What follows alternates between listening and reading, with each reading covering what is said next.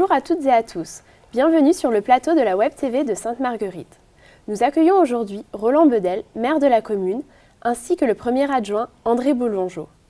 Bonjour messieurs. Bonjour madame. Durant cette interview, nous allons aborder 3 thèmes principaux. Les travaux et les services techniques, l'économie d'énergie et le développement durable, pour finir par le plan local d'urbanisme et l'accessibilité. Tout d'abord, pouvez-vous nous dire comment a évolué la commune depuis ces dernières années ? Oui, bien sûr, je vais pouvoir vous le dire assez succinctement, mais spectaculairement. En 1900, nous étions 611 habitants. Aujourd'hui, nous en dénombrons 2500. Progression très importante, surtout à partir de 1990, où nous avons éclaté les sommets au niveau des permis de construire. Donc aujourd'hui, c'est une commune importante à gérer, importante de par sa composition. Nous avons une progression qui nous oblige à avoir des infrastructures. On ne fait pas grossir une commune comme cela. Il faut pouvoir apporter à nos administrés, nos concitoyens, apporter le nécessaire pour pouvoir s'épanouir dans notre commune, où notre slogan « Bien vivre à Sainte-Marguerite ». Alors, Monsieur Boulongeau, pouvez-vous nous préciser quels ont été les grands travaux réalisés dans cette commune au cours de ces dernières années ? Alors, depuis 2008, nous avons environ 3 millions d'investissements sur les travaux. Nous avons concentré nos efforts sur les rues du village afin de les sécuriser. De par la nouvelle configuration des voies, nous avons pu créer des trottoirs, avoir un éclairage public permettant de bien déterminer la trajectoire des véhicules. Et tout cela toujours dans l'esprit de la sécurité des piétons. Donc plusieurs rues ont été emménagées. Je ne vais pas énumérer le nombre de rues. Nous avons aussi, durant ce mandat, intervenu pour la création du rond-point de l'espace Porte des Vosges, en partenariat avec le Conseil général des Vosges et la ville de Saint-Dié, donc qui est un nœud, si on veut, pour alimenter l'espace Porte des Vosges. Les travaux aussi ont concerné les écoles, bien entendu, des travaux de réfection de bâtiments scolaires avec économie d'énergie, ravalement de façade ou isolation. Et d'autres travaux sur des changements de fenêtres qui permettent aussi des économies d'énergie. D'accord. Vous avez également investi dans du nouveau matériel. Pouvez-vous nous en parler davantage ? Tout à fait. Nous avons aussi, depuis ce mandat, investi déjà dans l'achat d'un bâtiment pour les services techniques de 1800 mètres carrés qui permet de remiser notre matériel à l'abri. Nous avons investi sur l'achat de tracteurs, camions, enfin remplacement de matériel, achat de tracteurs, camions, saleuses autoportées. Tout ça dans un but, c'est de la saleuse autoportée entre autres, dans un but d'économie.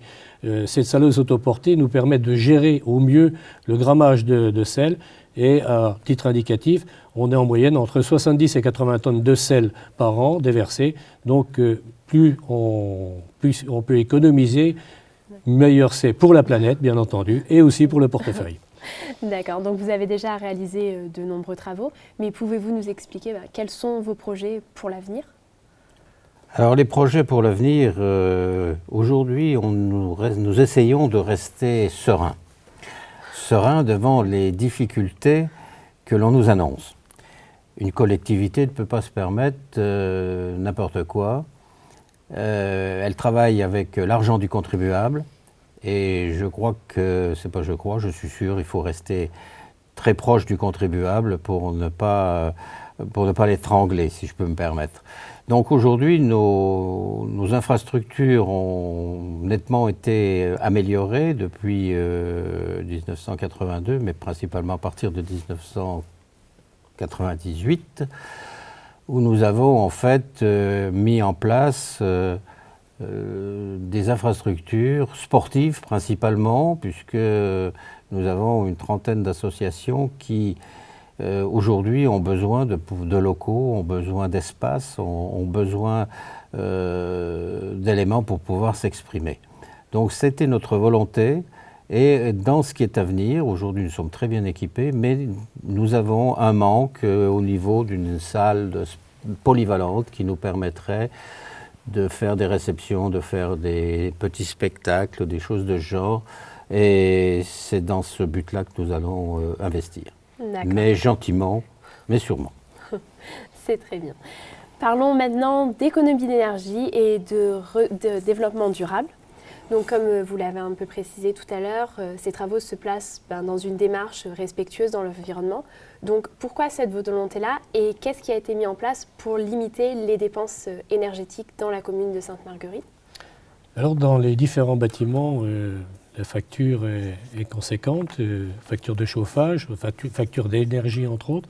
Donc, nous avons aujourd'hui un bâtiment scolaire qui a été complètement refait, c'est-à-dire avec une isolation en laine de roche et un bardage bois. Nous avons aussi, pour la préservation de l'environnement, fait l'acquisition d'un désherbeur à eau chaude et à vapeur, qui nous permet, à moyen terme, de pouvoir faire du désherbage sans pesticides.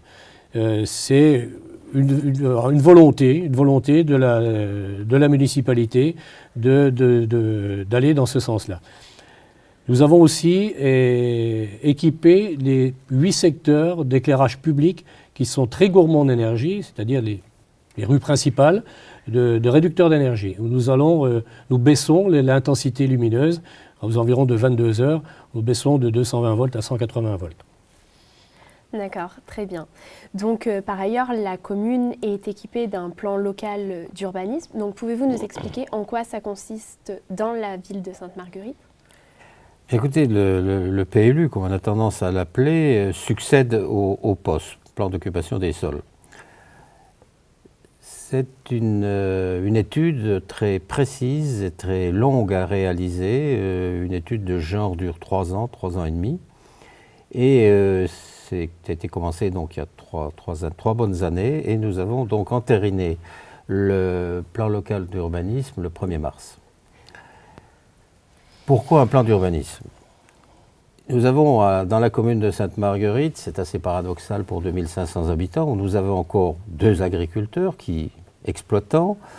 Nous avons un monde industriel qui est assez imposant, puisque nous avons 1700 emplois référencés, que ce soit dans l'industrie, dans l'artisanat, dans le commerce ou dans le privé. Et nous avons nos habitations, les habitations pavillonnaires qui doivent faire bon ménage dans tout cet ensemble. Il est nécessaire qu'il y ait une gestion des terres qui soit la plus précise possible pour chacun.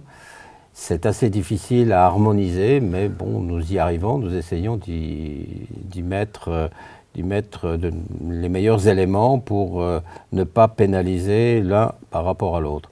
C'est vrai que nous avons une possibilité de grandir encore, mais la commune ne faisant que 555 hectares, nous n'avons pas de forêt, mais nous commençons à être au coude à coude un peu partout. Donc nous avons un problème de recentrage de notre bâti, et c'est le plan d'occupation, le PLU, pardon, qui nous permettra de pouvoir le gérer comme il se doit.